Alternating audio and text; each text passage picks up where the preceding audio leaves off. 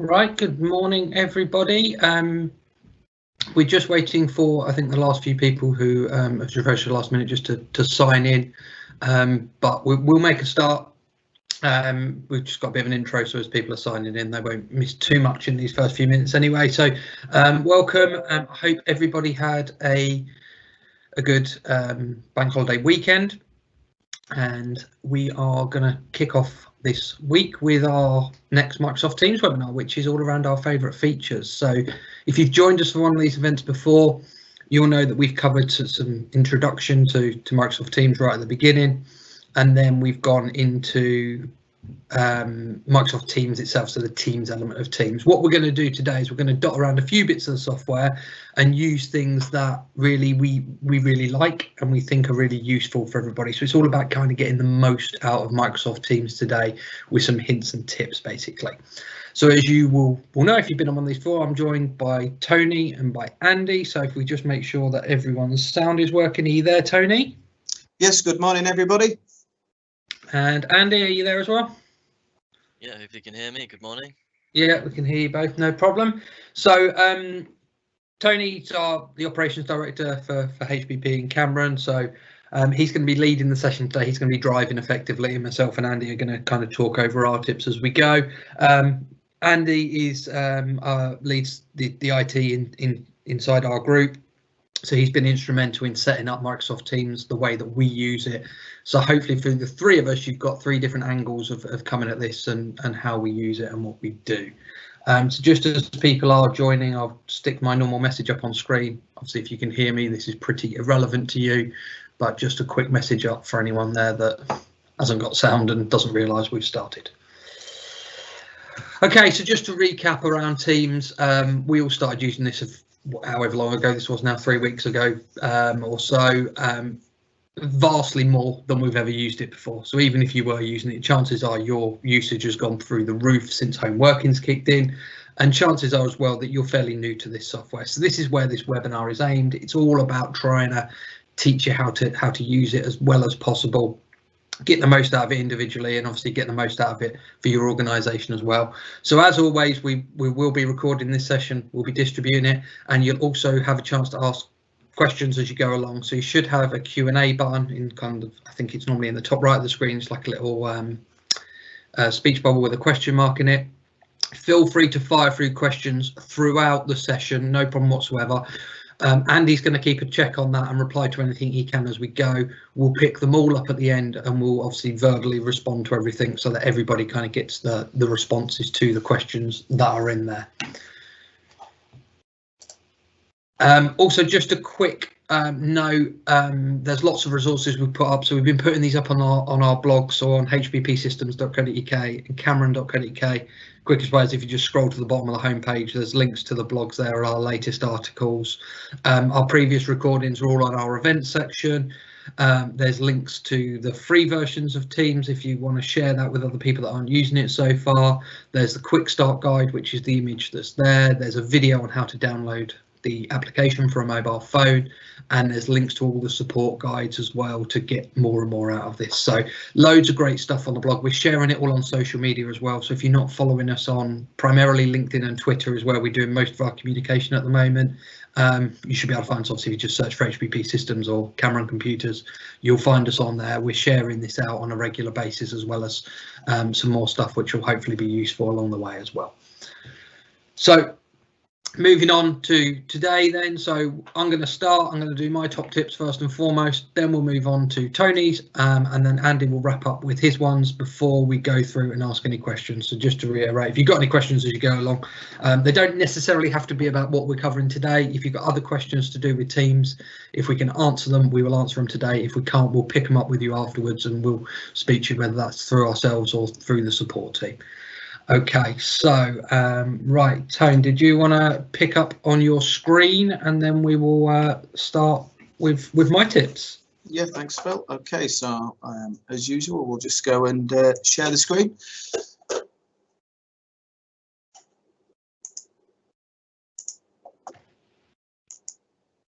Okay, hopefully everybody can see my team screen at the moment.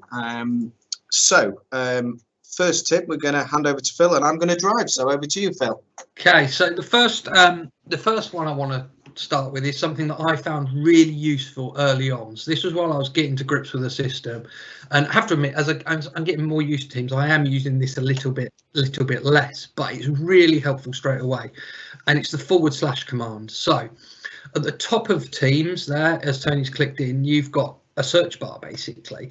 Now, if you type a / into that, what you get back is a bunch of really kind of quick commands that you can use, which as a newcomer to the software would probably be quite difficult to navigate around or find exactly what it is they can do. So initially, my first sort of usage with this was when I was being sent files in Teams. So I knew I was having conversations with, was it with one person or was it in that group? Where was that file that someone sent me? So if I literally just type in there / and then files and then hit return, that is then going to bring back all of the files that have been sent to me via Teams in a very quick and pretty much instant view. Not only that, it's going to tell me when they were sent to me on the right hand side with the date stamp as well.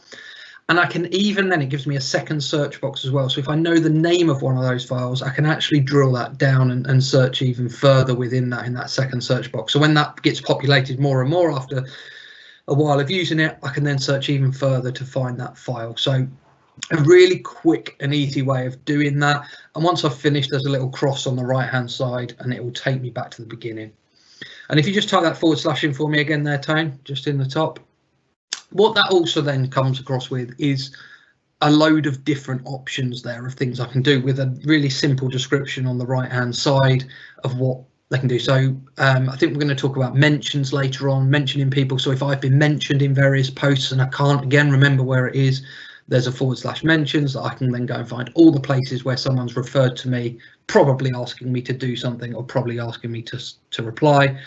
But they're not all just searches. Some of them can put you on D&D, for example. So if you're in the middle of doing something, you need to do that / D&D, it will whack you on that straight away and you don't have to go anywhere else in the system but use that /. And the reason I really love that is it means I don't have to have some help sheet somewhere or anything else to remember what all these commands are. They are all there with an explanation straight away. So that's my first tip on the / command to find some really quick functionality in Teams. The second one I want to talk about is live events. So what we're on today is a live event, and for anyone that knows me, I look after the sales and marketing at HBP in Cameron, and my background is very much marketing, and obviously everything that's gone on with COVID-19 has presented a very different challenge for businesses with regards to marketing. And I genuinely believe the right approach is, and has been so far at least, to completely change your marketing and really to focus on an educational route. Certainly if you're a B2B business like ourselves, and spend your time sharing great content and trying to educate people on how to get the most out of what they've already got from you. And this is always kind of part of our sales message, but it really does kind of overtake the sales message completely when we're in this situation. Whereas at the moment, I'm sure that will change and everyone will eventually kind of revert back to their normal approaches with marketing. But right now, that's really important. The challenge is not the expertise. I'm sure you've got that. I'm sure you're an expert in your field, but actually your normal methods of doing that, whether that's picking up the phone, doing online marketing, direct mail in the post and holding events, have all kind of gone at the moment, or certainly changed massively and are very, very difficult. But what you can do is run these sort of events for your customers, live events or webinars as we tend to call them. And that's exactly, like I say, what we're using today. So I just wanted to show you how quick and easy that was to do in Teams. This is functionality that you've no doubt got. So basically, as Tony's already done, you go to the calendar. In the top right, you've got new meeting, but if you do a little drop down on that, you have option at the bottom called live event. So if we click on that live event, that's going to bring us up a really easy screen to create this. So we give it a title, as Tony's done, and then we can choose the date and we can put some text in. Now, this is just an internal bit of text that's going to go to us, so nobody else is going to see this bit of it. And then on the right hand side as well, once Tony set up that date, we can invite presenters. So we've mentioned a few times we're all obviously working remotely. So myself, Tony and Andy are all are in different places at the moment. So I can invite these guys in to be presenters of my event, and you've already seen Tony take over that event once we get up and running. There's two differences there, a producer and a presenter. A producer has a few more rights on what they can do around editing. A presenter will be able to do everything from the actual event point of view. So once we set that up, we hit next, and we're presented with a few options. Now, I won't labour those first three, they're fairly self-explanatory, but for what we're talking about today, we want this to be a public event because we're actually sharing this with our customers. So we don't want it to be limited to people within our organisation. We want to make that public so anyone can join. And then if we scroll down a little bit more, for some reason this box is always unticked, but this is the Q&A, which we obviously encourage and ask people to use. I'd strongly recommend using it. If you're going to do this, it's the primary method of communication you generally want to use when running a webinar, so people can ask questions and you can fire back answers as you go. Basically, you can do that in the live event either privately if they ask you questions, or you can publish their question and your answer so that everyone can see it. And then once we've done that, if we hit schedule, that's our event created. And then at the top there, it prompts you straight away, we can get that attendee link. So the email that you generally receive from, which comes generally from me, from the HPP Systems announcements address, or you might get it from my colleague, Tim Pritchard, who tends to just cover up the last minute registrations while I set up the webinar. That's what we're sending you. Basically, we're sending you that link, and all you know what happens then. You click on it and you end up joining the meeting and off you go. You can obviously edit that meeting there if you need to. If you've made any mistakes or you want to add anyone else in, and it's as simple as that. What we're now going to just show you is just how it works from a producer and a presenter point of view once you've set up that webinar. All very well setting up, so I think you're going to join there, Tone.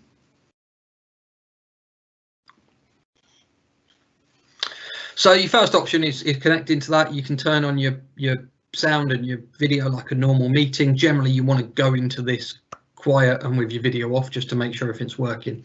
And you're presented with this screen. So you basically have the screen on the left as you look at it is where you're going to add your content, and then you can move that over to the right so that people can see it. So to do that, we have the share button in the bottom right. So we pick some content. And then when we're ready, we can hit that little send live button underneath, and our viewers will start seeing that as they begin to join. Once that is live, we can basically hit the start button at the bottom to get that up and running. So if you hit send live there, Tone, I think you have, yeah. So that'll then move over to the right hand side, which is what your viewers can see. So the start button is going to do two things. It's going to open up your audio to all of your attendees, and it's also going to start the recording as well. Once you've done, once you've hit that start, then that start button changes to end, and that's obviously when you end the meeting. If you're a presenter, you can leave the meeting without ending it, but you don't really want to hit that end meeting until obviously it's finished and done. Appreciate a lot of what we're going through today. There's a lot of information here, so there's again some really great help guides. We're going to share these afterwards. We're recording this event so you can come back and watch these steps and see it happen. But this is a really great way of keeping your marketing going and speaking to your customers on a regular basis. In terms of promoting these events in these tough times from a marketing point of view, the first session we did, which was the most open session for beginners, for kind of all users, we used email, which is working surprisingly well at these times. Social media and our email footers that we have on the bottom of all of our staff's emails, and we had nearly 300 people sign up for that first webinar. So that's the most successful webinar we've ever run by a long way. I think that's closely followed by everything around GDPR, where we were tending to get around 50 or 60 to each webinar. So yeah, to have 300 sign up with relatively no marketing and obviously incredibly low cost marketing, this is something you really should consider. Okay, so that's kind of the first tip my second tip around setting them up, but it's also worth going on to my next tip, which is then the information you can get once you've run these events. So I think Tony's going to go to a past event now from last week. And if we go into that now, what we're provided with by Microsoft Teams through the live events is information about that event. So we have three resources basically. The first one's a recording. So we can download that. We just hit the little download button next to it and it downloads, and that's I think it's an MP4 file, which means that we can then upload that to YouTube, no problem. That'll work with pretty much any kind of video software out there that we need to do it. So we can publish it on our website or publish that on our YouTube channel so that people who have missed the session can watch it again, or we can keep using that in our marketing going forward. We also have the Q&A report. So any questions that come in, we can download them. That's great content then for your blog, so you can turn that into a little article about all the questions people have asked about your product or your service. And the final one is the engagement report, probably the least useful to be honest, but it tells you who signed on when, did people leave in it, and what went on. So if you're doing them regularly, you can see if there's any points in your webinars where everyone drops off and disappears and doesn't stick around basically. So that's a really useful bit of this. It's great running webinars, but being able to use the recording on top of these as well is fantastic. And as you saw, that's already turned on when you set up the webinar in the first place. So you don't have to do anything for that webinar, that recording, sorry, that will happen straight away. It normally takes, depends how long your meeting was, it normally takes about an hour for that recording to come through, but the Q&A report and the attendee engagement report are pretty instant. So there you go. Okay, right, on to my my fourth tip. So if we can just go back into chat tone, I'm going to talk about notify when available. So one of the things that Tony covered on our first session was about the little coloured dots that sit next to people's faces on that chat screen there, which show you their status. So red generally meaning busy or in a call, orange meaning that they're away, and green meaning that they're available. So what you'll find is that you'll try and get hold of someone, you'll either phone them or you'll send them a message and then they won't reply, and then you'll send another one, or you try and phone them again and they won't reply and you can't get hold of them. The old sort of telephone tennis of going back and forth and missing each other. But these three little dots that are on the right hand side, there's a proper name for those three little dots, isn't it? I can never remember what they are. But yeah, to click on those breadcrumbs, breadcrumbs, that's the one. So if we click on those three little dots on any of these people, what we can do is we could notify when they're available. So what that's going to do, if we stick that alert on, is when that person becomes available again, so they're out of their call or they're back at their desk or whatever it is, we're going to get a little notification to say, in this case, Andy Bolton is available again. And that means I can jump back on and I can give him a call when I need to give him a call without kind of hounding him in the meantime. Now, it is important that that alert stays on. It's not a one-time alert. So if you don't turn it off, it will constantly remind you when that person's back and forth online. So to turn it off, you do exactly the same. You click on the breadcrumbs, the three little dots, and you turn off that notification on that person. But again, a really useful one for if you've got people that are away all the time and then you want to get hold of them or want to know where they are and all that sort of things. And then my final one is about editing files in Teams. And again, we did a little bit on this on the first session, but I wanted just to show you how powerful it is. So have you got one in there, Tone, that's maybe got a PowerPoint or something like that, or?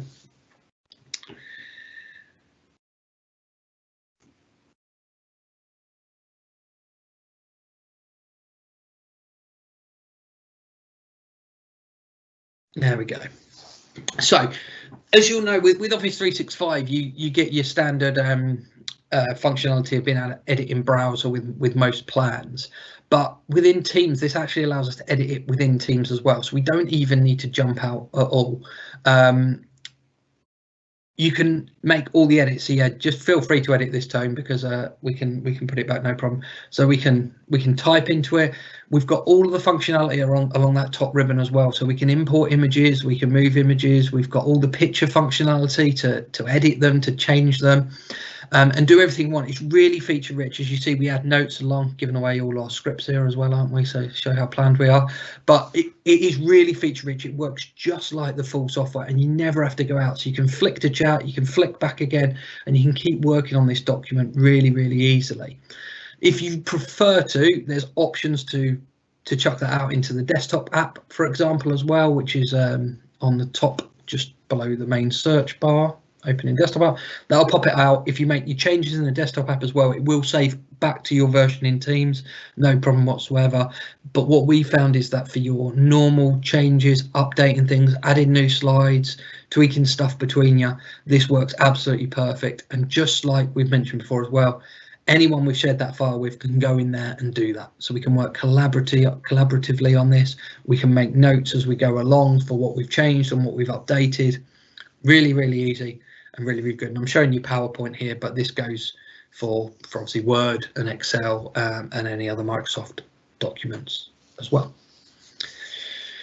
And there you go. So that's my 5. So just to recap, my 5 tips were the / commands that allow you to get to areas quickly within the software, setting up live events, reviewing those live events once you've run them, notifying when people become available, and finally editing files within Teams. Okay, so I'll hand over to Tony now, who's going to cover 5 tips from his side of things. Thanks very much, Phil. Great. Okay, the first one we did mention last time, but I think it's really important to do this, is just to remember, if you're having a conversation with anyone, whether it be in Teams or actually in the chat, if you want to make sure they get a notification and make sure they do see this, because they might have their notifications changed differently to the standard, always remember to @ someone. So if I do @ in this group here in this team, it's going to suggest people to @, but I can simply, oops, if I could type today, I could type Phil if he was in this group, sorry, if I type Andy, who is in this group, it will @ him, and anything I type after this, it will then notify him. And as you may have saw, because Andy was a bit premature, Andy, if you could do it again, it will pop up a little there you go, purple notification here. Andy's done the same to me in reverse, and it pops up and just tells you that Andy's mentioned me in that. It's really useful.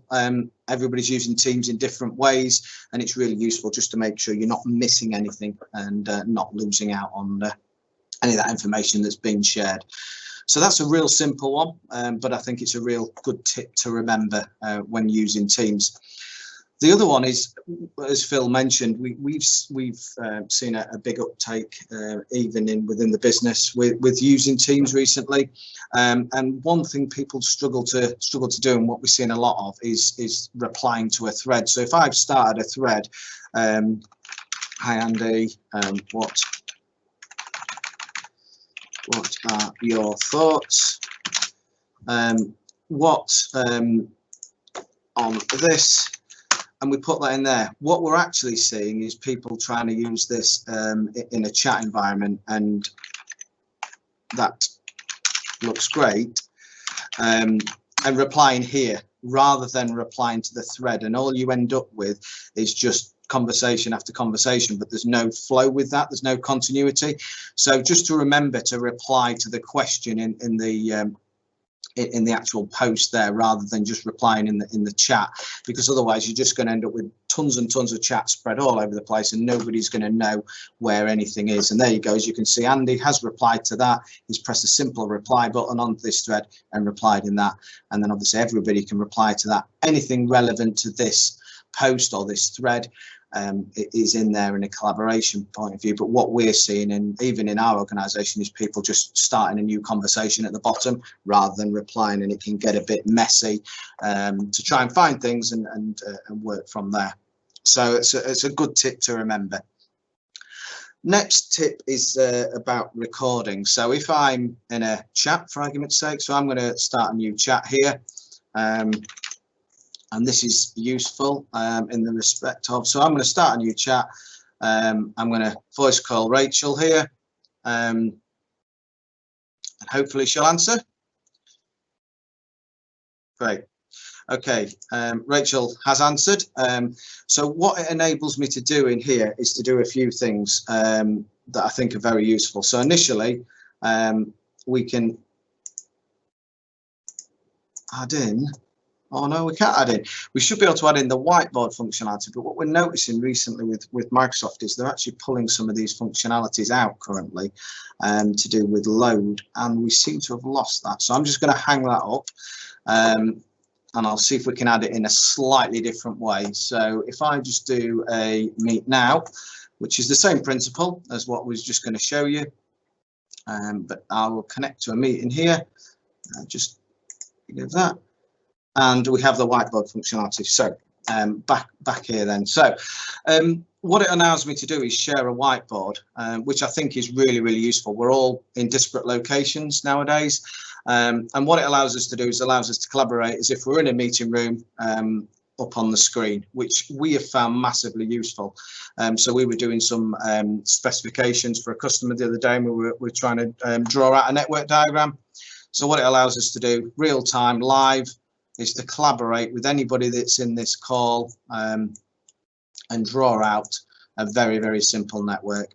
We can also drop in here images if we want to and overlay images, but it allows us all to collaborate and work together in a visual format rather than just an audio format from there. And we can simply pop out of that and stop presenting that screen and just go back to the normal screen from there. The other thing that's commonly asked is, well, I've got a meeting up and running, or I've got a chat up and running, and I want to now add somebody else into that chat. So it might be a couple of us having that conversation. We said, oh, actually, we need to bring Phil into that chat. All we simply need to do is press the show participants option here, and I can simply type up here and add them in. That is now going to call Rachel into this chat. She will join it, whether it be video, voice chat, could be the whiteboard that we were showing you earlier, and it will add her in and she will answer from there. So as you can see, it's added Rachel in, as we can see at the moment, and now we're in a chat, and we can simply add as many people in here as we want to. So we could add Andy in. If it hadn't called, it would tell us here. If he didn't answer, it would say no answer. It gives us a little refresh button from there, so we can do refresh him and try and add him in.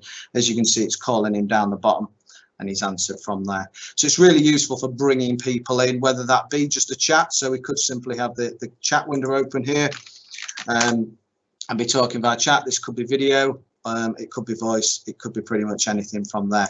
So it's really useful. The final thing, which we again used the other day in conjunction with the whiteboard. So we wireframed everything out on the whiteboard, and what we wanted to do is rather than taking meeting notes from the meeting, we actually recorded that meeting, and it's as simple as start recording. What it will do, it will record it, it will notify everyone we're recording. It says at the top here, you're now live and we are recording. So everybody gets to see that, and we recorded the whole meeting. So that was the chat conversation, all the voice conversation, and the whiteboard side of things as well, which means when we'd finished it, we've got that as a form of meeting notes to go back on and distribute that to everybody within the team, which was really useful. It got away from the traditional method of taking notes down and distributing to everybody. Anybody in that chat, if I hang this up, the recording has started. It will drop when available, like Phil says. It doesn't come through straight away, but it will drop that recording into there and allow anybody in that chat to be able to go back, look at that recording, and find anything that they wanted to find from there. As you can see, it's saving now. It will drop in there and go from there. So that's it from me. That's my 5 tips for today. I will now hand over to Andy Bolton. Hello. So my couple of tips are mainly around the chat area of Teams. So the first one is if you just want to go in and try and make a new chat with someone, and click the little arrow on the right hand side there. So what this allows us to do is we can actually name chats. So this is really useful if you want to keep a chat available for searching, or if you're actually discussing a certain project or topic, you can actually name it at the top there. And if you just go and just send a quick message to the user, as you can see there on the left hand side, it's actually kept that name. You can then pin the chat and keep it available for you. It's just really useful to have that information, so you can go back, you can see what you're actually talking about, and it's got the relevant information there just on the name.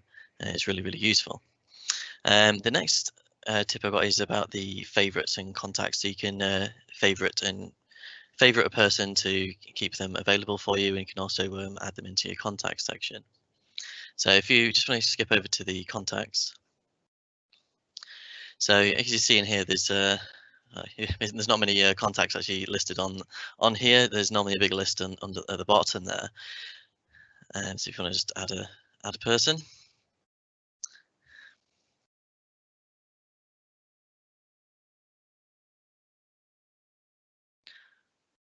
Yeah, I think that's a contact group that we're adding there, but that's fine. So we can actually add groups of contacts there, but you can actually add contacts to the group. You can just search your entire organization for them, as Tony's just displayed there.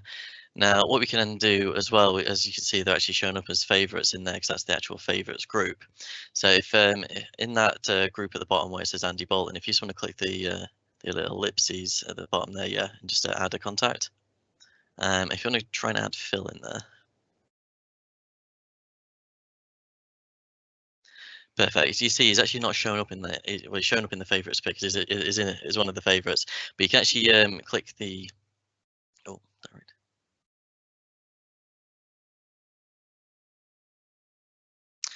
You can click 3 little dots on the actual person. You see, you can remove them from the group. You can also favorite them in there as well.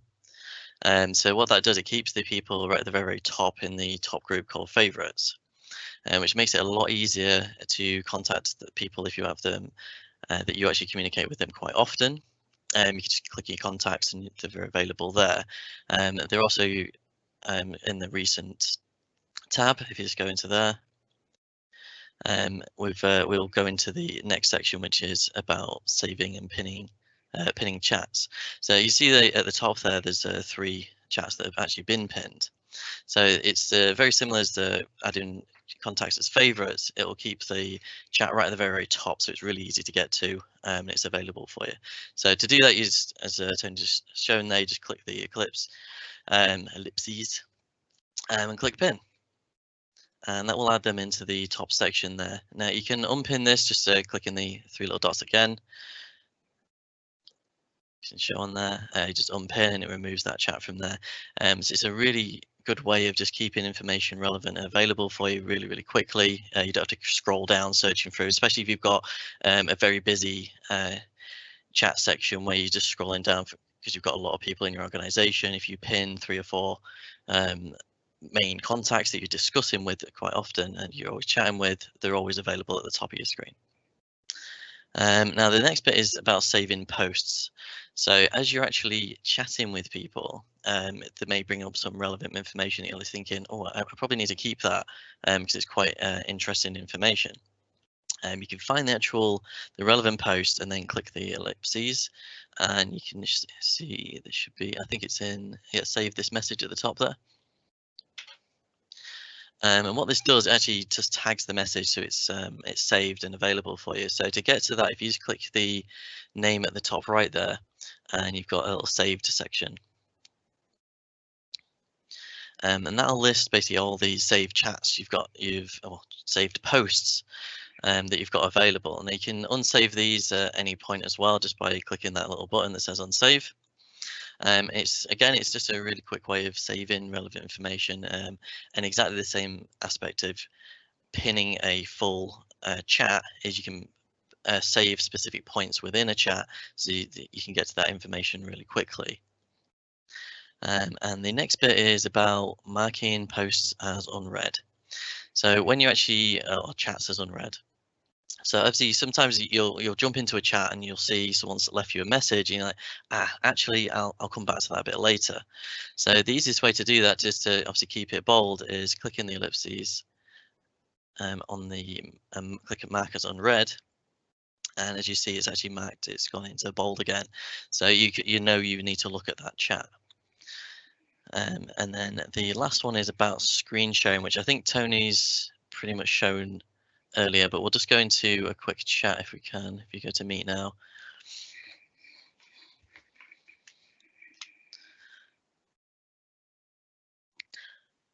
And if you just want to, yeah, click share in there. So you can do this with anyone. You can obviously do it on your own or in groups of up to around 200 people. I think you can actually share your screen. So you can select one. If you've got multiple screens, you can see on the demo there that you can actually say screen 1, there'll be screen 2, 3, depending how many screens you've got. You can also share individual windows, which is pretty much what we tend to do when you're doing PowerPoint presentations and such. So you can just show them the PowerPoint or the Excel window. This works from a very good point on if you want to collaborate on something that you've got open on your machine, to say like a web page. If you just click share screen, you can actually get an option there as well to give control to other people. So if you may struggle here because we're demoing and I got an event. So what you can do, you can actually give other people permissions to control your screen. So it's really good if you want to say, oh, just have a quick look at this Excel spreadsheet. I'm having a bit of a problem with it.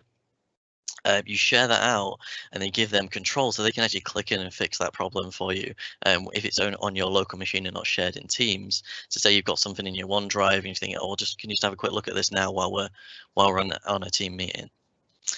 And that's my points that I wanted to go through. I'll hand you back over to Tony. Thanks very much, Andy. So hopefully you've found that useful today. What we wanted to cover off is sort of 5 each of our top tips to try and help you use Teams better. Phil, I don't know if you've got anything to add. No, I don't think so. No, I think we've got a few Q&As in as well, which are kind of probably the next step of building on some of them as well. I think if I pick the first one up, which was let me just read the question so I can actually get it right. Why did we choose Eventbrite for the event, and can you say how you do it? Yes, I tell you what, let me share my screen and I'll show you. Phil, can I just do the next one while I've got my screen shared, and then we can pop back to there. So the next question, sorry, was can I delete a chat? And yes, you can. As you noticed here, I deleted one with Phil earlier. But if I go in here, I can click the breadcrumb, go into there and click delete. That will delete that element of the conversation that we've had from there. And if I wanted to then remove the chat, I could hide it from here. So I can use that to delete any post within the chat. And then if I press hide, that's going to disappear from the conversation. So hopefully that answers that question for you from there. And there is a follow-up question to that, which is what happens if you do delete it? Is it for everyone or only for themselves? Andy might be able to collaborate on to concur, but I'm sure once it's deleted for everybody. It will show like it did on that one, that there was a message deleted, very much like WhatsApp. So it shows that the message was there, but it will delete it for anybody that's in that team or chat. Am I correct on that, Andy? Yeah, it does delete. It depends on the policies that you've set on the organization. So you can actually set it so people can't delete their own messages that they've sent.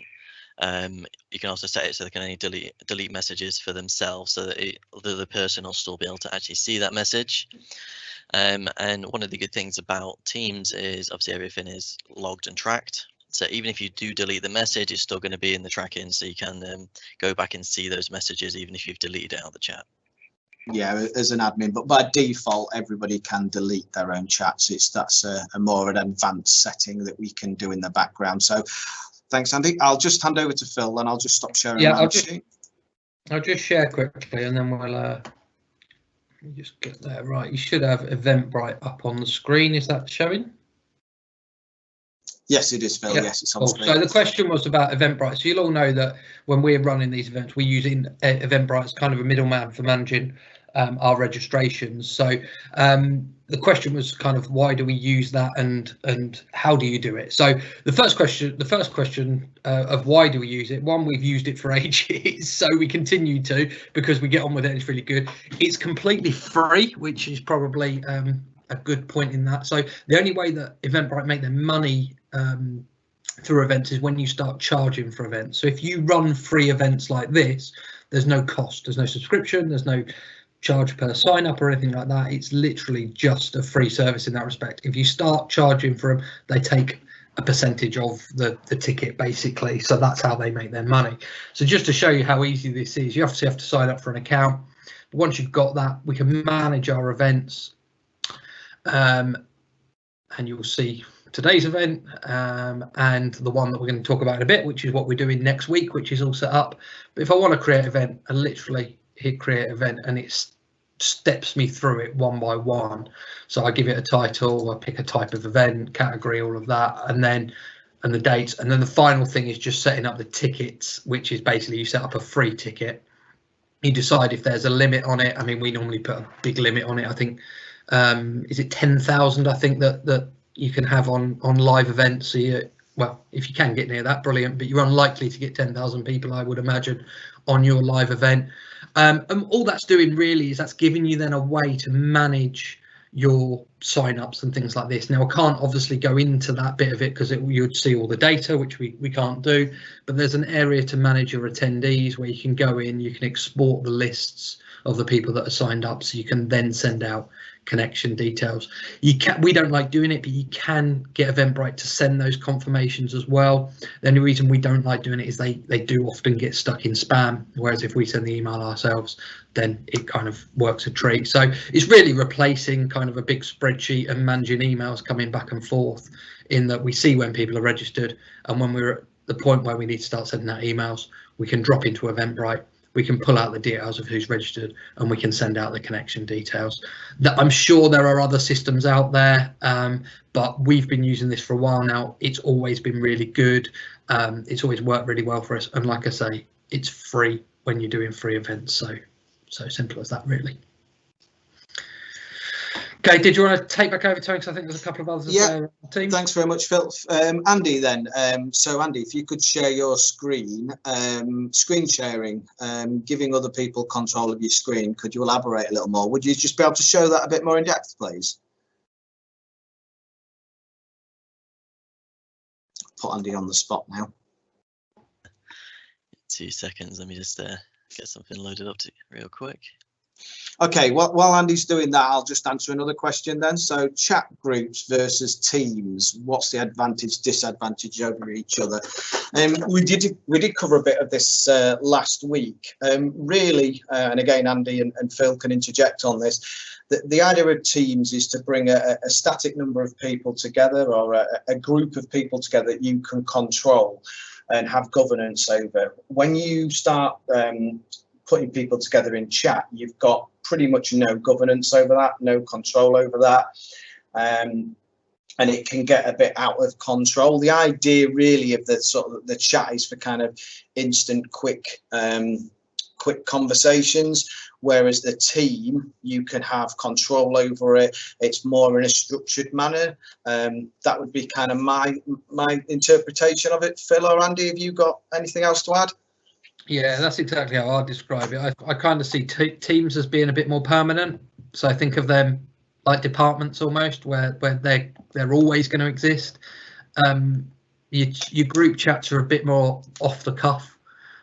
So we do have sort of like groups of people that I talk to regularly, but the content isn't necessarily around a theme. Whereas if we were going to have a project or a department or a marketing campaign or something like that, that's going to involve a lot more files, a lot more structure, and I want to be able to keep going back to that and referring to that same subject, that's when I would tend to use a team there, whereas a group chat would be a lot more kind of fluid within its content. I wouldn't necessarily be sticking files in there because they would become irrelevant fairly quickly, and then people would forget where they were.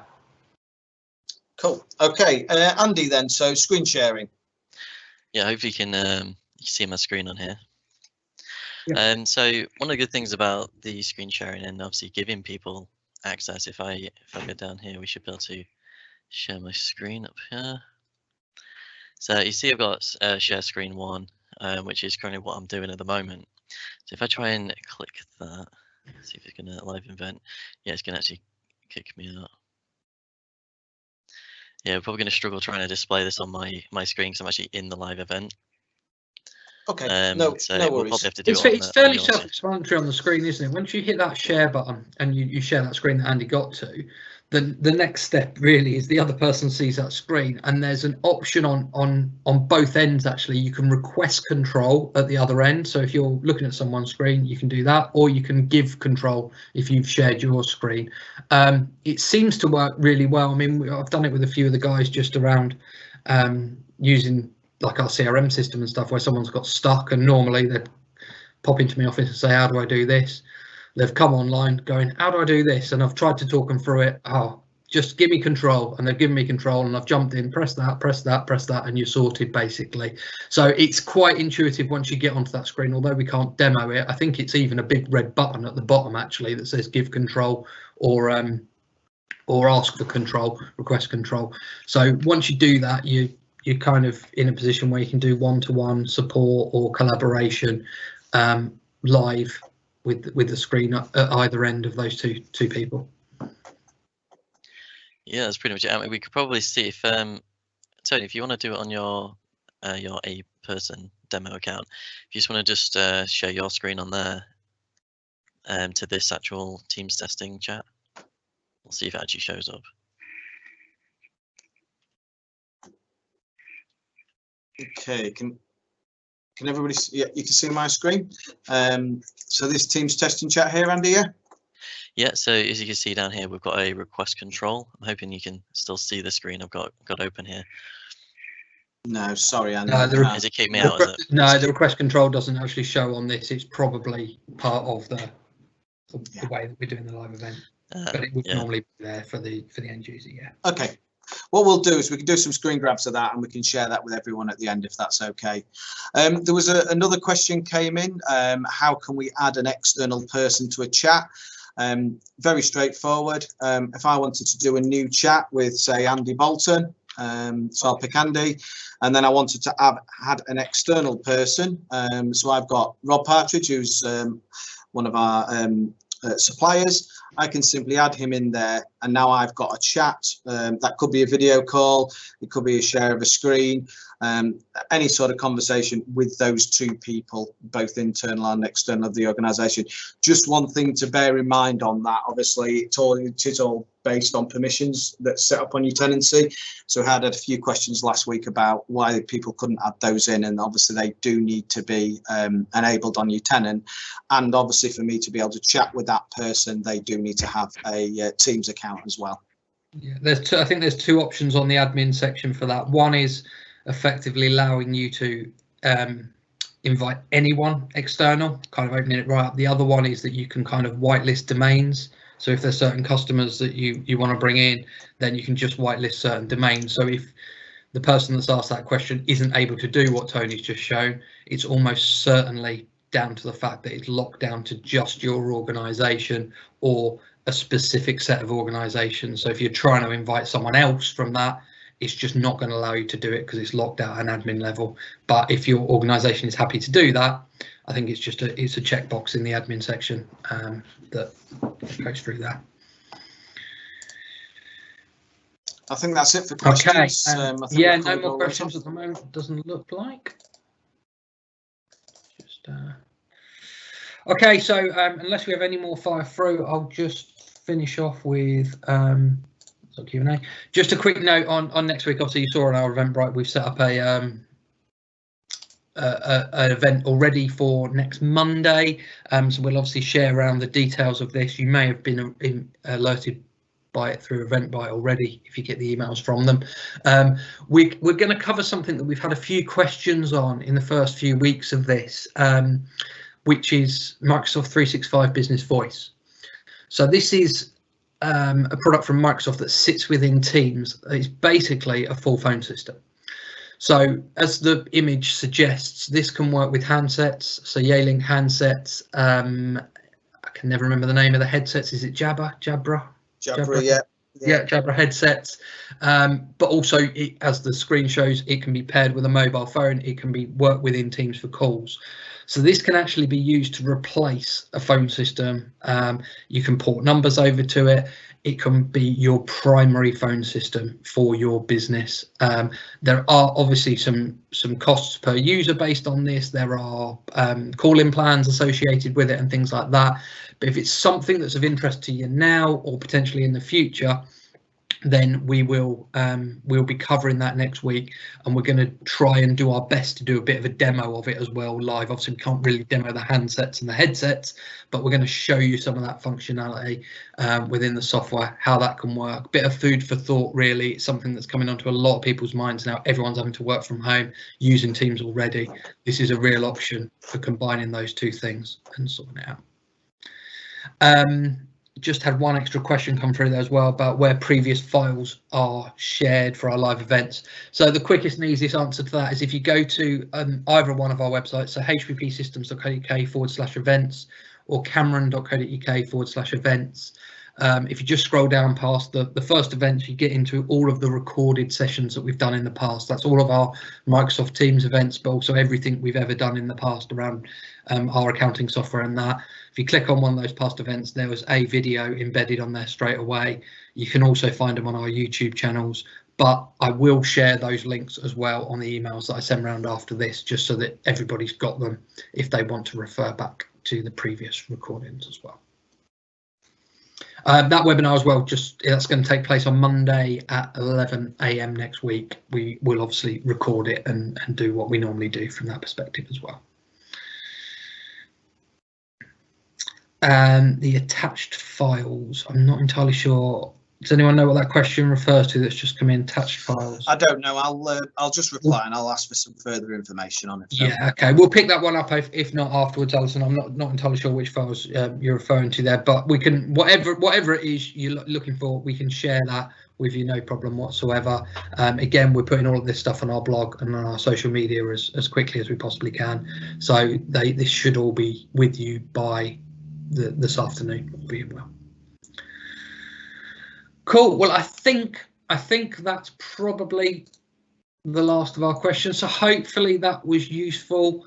The ones we the ones we shared last week. Yeah, I'll reshare them, no problem. Again, if you want to find them, they are on our blog. We have posted quite a lot recently, so you might have to just look down to last week. I think it's called Useful Resources, something like that on our blog, but all of those are on there. So have a quick look and you should be able to find them, but I'll send the links around as well, no problem. So hopefully you found that useful. Like I say, those are some tips to kind of get the most out of it. I'm sure you will find your own favorites as well as you go along and start using this software more. I think next week, like I say, we're going to do the voice. We are still planning on doing an admin section as well, because a lot of the questions that come up are can I turn this on? Can I turn this off? Why is that not working? If you've got questions like that in the meantime, feel free to fire through to us or speak to our support team. Obviously, if you're one of our customers, if we look after your Office 365, then we can just jump in and we can turn things on and off, as long as you've obviously got the authorization to tell us to do that, and we can help out however we can, basically. So unless Tony or Andy have got anything to add at the end, I think that's about it. No, that's all good from me. Thank you everyone for attending, and we'll see you next week, I hope. Lovely. Right, thank you very much everyone. Have a good week.